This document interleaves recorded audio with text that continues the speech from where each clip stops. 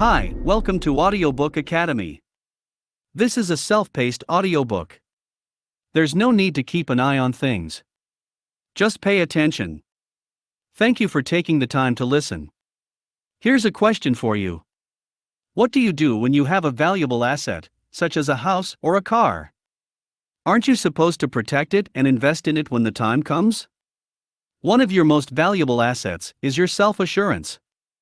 As a result, you must properly safeguard and invest in it. This training will assist you in doing just that. You'll learn to take charge of your situation. Accept your flaws and forge a new way forward. You'll also discover how to embrace positivism. All of this translates to increased self-assurance. Allow me to assist you in getting started. Way you deal with self-assurance: it entails mastering the ability to take control of the circumstance. This just means that you will make an effort to comprehend and accept the fact that you are ultimately in charge. As a reflection of how you feel about yourself. Occasionally, a similar reaction occurs. However, this time in the opposite direction. You're starting to doubt your ability. Instead than wallowing in self-pity or any other self-defeating thought, you take a look around. Perhaps you've come to the conclusion that you feel this way only because of your obnoxious coworker, or that utterly irrational boss, or perhaps that unsatisfied client. This is referred to be blaming, and blaming never solves a problem. It does, however, provide you with an explanation to not fully accept responsibility for how you feel, so be cautious. Okay, now it's your turn to take responsibility for your circumstance. Implies that you must adhere to a policy. Personal accountability recognizes that you are making strides in your life. This strategy assures that you are your own most ardent supporter. For change and improvement, and for your personal development, isn't completely reliant on others. Accepting this concept boosts your chances significantly. Retaining a high level of self-assurance over time, however, I must caution you to use caution. Taking charge and being accountable. This does not imply that you should take responsibility for your actions. Alternatively, you could be too harsh on yourself. There is no room for self-pity. When your self-esteem is shattered, never start with the assumption that you're going to be successful. Are the sole cause of what has occurred. Keep in mind that every result is the result of something. You are merely one of many causes. Besides, if you eat too much, you will gain weight. When you're having negative ideas about yourself, it becomes easy to make the same decision again. You've accepted responsibility, so now what?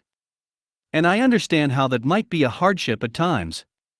So, I'd like you to accomplish two things quickly. The first step is to recognize your own worth. You are valuable, and you are a one-of-a-kind individual. Given your extensive experience, you have a lot to offer. Education and training are two different things. You put in long hours, you're inventive, and you're dedicated. You're an excellent teammate. You've also experienced a couple recent successes at work. It only takes a few minutes to complete. To serve as a reminder that no matter what happens, how you feel about the current scenario. You are a high value-added individual who will recover. Second, you must make a commitment to improving your strength. I don't want you to think you're responsible for yourself. Without also putting in some effort, consider how you'll work to keep things running smoothly. A robust sense of self-assurance. This necessitates a focus on the actions that will assist you in achieving your objective. Every great aim necessitates a well-thought-out strategy. So now is the time to get started on yours. That is all there is to it. Stop looking for something else so you may look for something else. Look at yourself in the mirror. When you truly own your feelings, you'll be able to go forward with your life. Remind yourself of your worth and make a commitment to improving. When you're ready, that is. To start gaining greater self-assurance. Human beings are all flawed in some way. Despite this, most of us spend a lot of time denying it. I see your point. Failure is not something we want to be associated with, or to get people to think about our flaws. True, but setting aside time to reflect on this truth, it is crucial to understand what it is and how to use it. For a high sense of self-assurance, there are a few characteristics that all humans share. Everyone breathes, eats, and develops cognitively and physically. Yes, there will be stops along the way. We've all had to deal with difficult learning situations. It's a given. Sure, when you make a mistake, it hurts for a while. But keep in mind that this has happened before. By absolutely everyone in your immediate vicinity. The first step is to be honest with yourself about your flaws. I know you've put in a lot of effort. I am grateful for all of your degrees, promotions, and honors. However, completing all of those tasks, wasn't it difficult? Obviously not. You made a few errors along the road. And have failed one or more times. That's quite typical. The next step is to recognize that mistakes are a powerful source of energy. This is what motivates you to learn and improve. Any type of blunder or failure is essentially a form of feedback directing you in the direction of greater productivity. If you're paying attention, you'll notice. The procedure is as follows: you make a mistake or suffer a setback. As a result, you experience unfavorable emotions. This is followed by constructive criticism. Whether it's an irritated client or your supervisor. This, of course, only adds to the unpleasant feelings. Self-confidence, predictably, plummets. So, what's next? Now is the moment to make a decision. This occurrence can be pushed to the back of your mind. You can either ignore it or choose to do something about it. To turn this tragedy into a true teaching opportunity, keep things in perspective though. Some abilities are more important than others. As a result, if you make a mistake, whether it has anything to do with your comprehension of a specific software application, who knows, maybe it's your presentation talents. You should make an effort to make amends. But then there's the matter of asking oneself these questions. How significant is this talent for professionals in general? Will this ability in particular be useful? Be crucial to your job in the coming years? Finally, is there anyone on the team that would be a better fit for this position? Because of their ability set to deal with this problem? If the issue is critical, and you will be expected to perfect this talent on your own. Now is the moment to start thinking about it. Regarding the appropriate instructional activities, if, on the other hand, the skill is insignificant, and you don't expect to be able to rely on it, then there's no need for a strategy. Simply keep moving forward and making the most of your limited skill-building time. On the issues that truly matter, face-to-face communication is sometimes necessary. Self-confidence is harmed by our flaws. However, you now know that they can operate as catalysts for increased self-assurance. So, the next time something doesn't go exactly right, remember this. Choose to smile and think about something positive. What you can learn that will assist you in the future when you are lacking in self-assurance.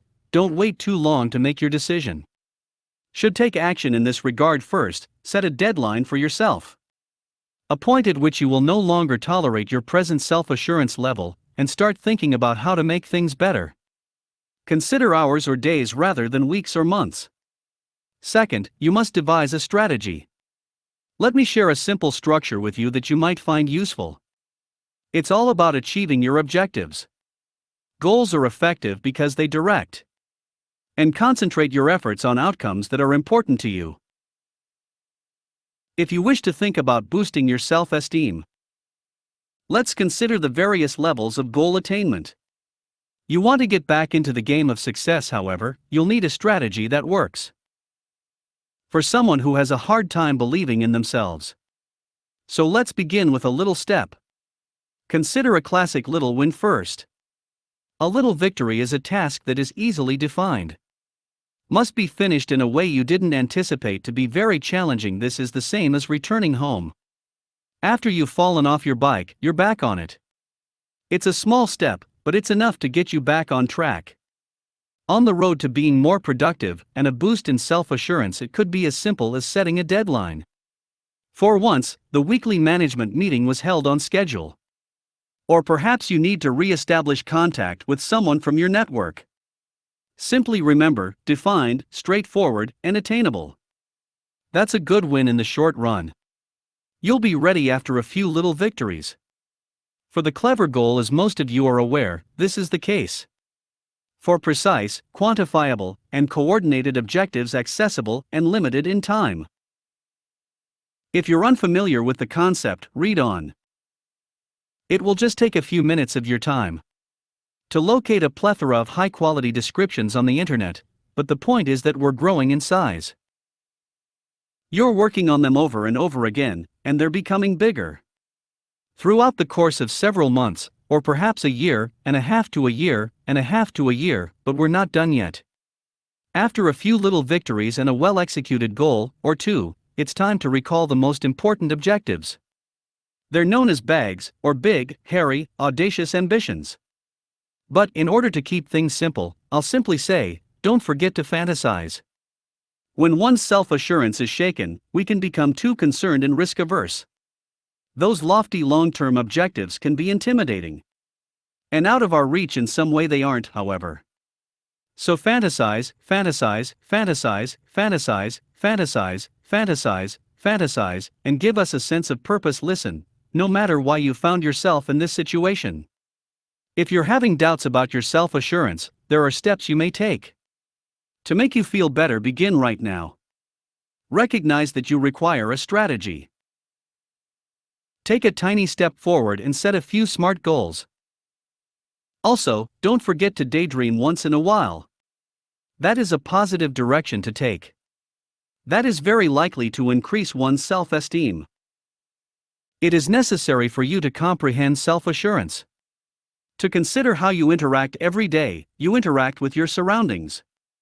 Consider your most important social contacts at work. The truth is that you bring as much positive mental energy as you can to the table. As much as you can to the office, but then during the day, some people help you feel better, while others don't. So, consider how other people affect you. This is what I'd like you to do. Make a list of the people you see the most, and then make a list of the people you see the least. Every week on a regular basis, divide that group into two now. By forming a net positive and a net negative group, there are a lot of folks on the positive list. They are often pleasant and helpful, while the other list is being filled out by those who bring you undue tension as a result of their actions to unfavorable chemistry or behavior. Now, I'm not naive. I understand that you can't absolutely manage everything. However, who you see and when you see them are both important considerations. When you go through your work with a fine-tooth comb, the meetings, as well as all of the additional interactions, you'll almost certainly come across opportunities to increase the amount of time you spend with good people and reduce the amount you donate to those who are more negative. Keep in mind that how you feel is a valuable asset. As a result, you must learn to safeguard it. Next, consider how you may better manage your time. To keep things simple once more, every week, consider your most important duties. The team's most important responsibilities and projects, or if your manager or clientele think you're important. Then there's the simple stuff. The grind of data manipulation, documentation, and paperwork. People, it turns out, frequently seek sanctuary in the smaller, more intimate spaces. Simple chores, because they're simple, they also won't give you a headache. Unfortunately, this usually means you'll go behind schedule on the task that is important. Here's how you go about it. Always begin each day with a purposeful task. It's not going to be easy. Real development comes first, then easy chores. Then, at least for 1 week, I'd like you to keep note of how much time you spend on each activity. Regarding work that is truly meaningful versus work that is more convenient. Components of the job that are more routine. The majority of your time should be spent on things that are important to you. That's important. Simply becoming conscious of how you spend your time will aid you. You make a positive change in your life. The last piece of advice I have for you is to invest in how you carry yourself. There's a link between our self-assurance and our success. As well as our daily grooming and attire, there is no perfect remedy in this situation. However, people often feel better when they commit time to improve their appearance, whichever they define it. For example, if one individual is shaving and wearing a tie, perhaps it's a new hairstyle for someone else. Maybe a fantastic pair of shoes. Take a moment to consider the link. And consider how you want to seem. Are you ready to begin? So, who is the one person you should interact with? Having a smaller workload next week and only one job that is consuming an excessive amount of your time. Begin making plans to solve these difficulties right away. You'll have optimized the context around you in no time. Facilitating the development and maintenance of self-assurance. It is critical to have a good attitude. When you're in a good mood, everything else falls into place. It appears to be easier and more manageable.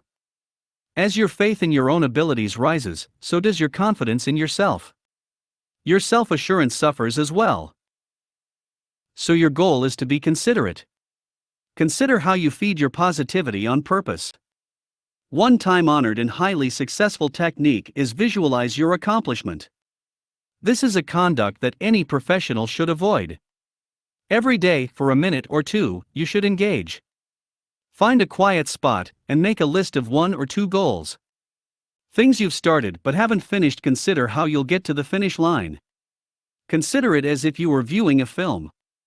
Finishing out the last details, submitting the work, or giving a great presentation. Consider the look of delight on your boss's face. Consider how amazing you look and feel. That is unquestionably worth 30 seconds. Every day of your life. Another excellent suggestion is to consider how you choose to think and speak.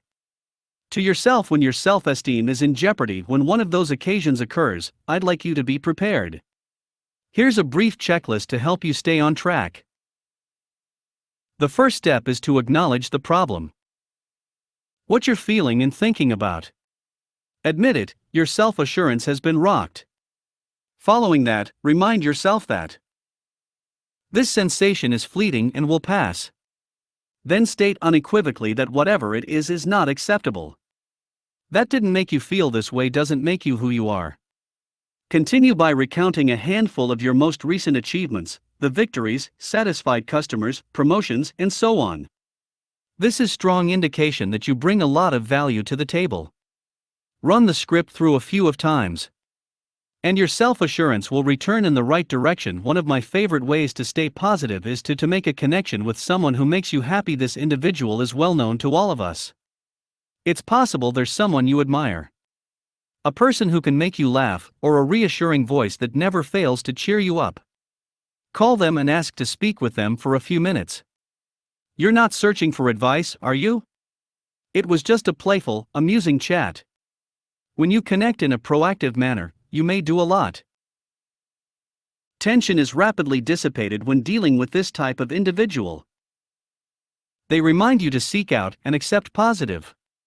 And your self-esteem is immediately boosted because this person expresses a strong belief in you. As a result, take the time to connect. One final thought as you begin to feel better. From a moment that makes you doubt yourself, keep in mind that there is a need to rejoice. Actions that successfully move you away. It should be appreciated when something positive emerges from a bad area.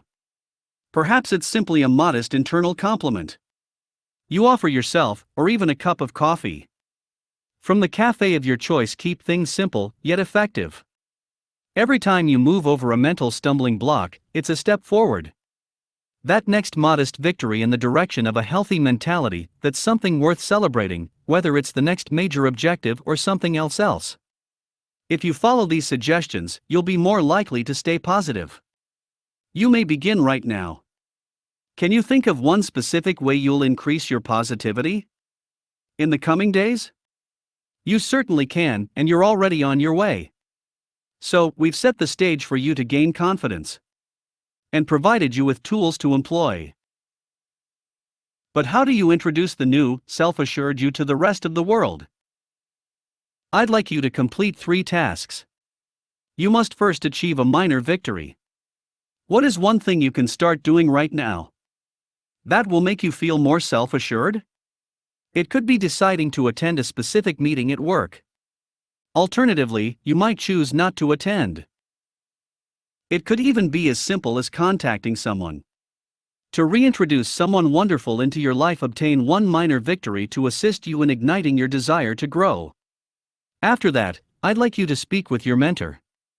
If you don't have one, you should get one as soon as possible. I'd like for you to confess to them that you're having trouble with this. Explain why to the best of your ability. Tell them how you're feeling and get their feedback. Then sit still and listen. Even with delicate themes like self-confidence, there are moments when their knowledge could help you save a lot of time. Finally, consider adding one modest new habit to your repertoire. To help you stick to your new way, it's almost as if it's a metaphor for letting go of the past. What are the chances? Maybe you'll give up your day planner for good. To a calendar on a computer, tossing an outdated item in the trash, on the other hand, can represent that the past is no longer relevant. Changing your job routine is another wonderful example. Routines inevitably deteriorate into ruts. As a result, there's a good symbolic method to embrace a new path.